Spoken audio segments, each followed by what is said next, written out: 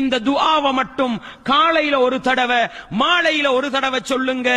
24 மணித்தியாலத்துள்ளுக்கு எந்த செகண்ட்ல மௌத்தா போனாலும் அல்ஹம்துலில்லாஹ் சுவனத்துக்குரிய மனிதனாக மாறலாம். ரசூலுல்லாஹ் சொன்னாங்க, சய்யிதுல் இஸ்திக்ஃபார், சய்யிதுல் இஸ்திக்ஃபார் பாடமாக்கிக்கங்க.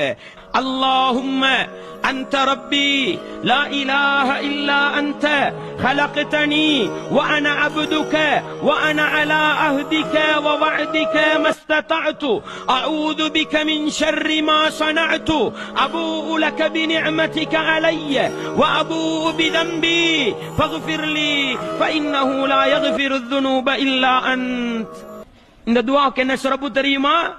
ரசூலுல்லாஹ் சொன்னாங்க, யார் இந்த சய்யிதுல் இஸ்திக்ஃபாரை காலையில் ஒரு மனிதன் உள உறுதியோடு ஓதுகின்றானோ அவன் மாலையாவதற்கு முன்னால் மரணித்து விட்டால் தஹலல் ஜன்னah.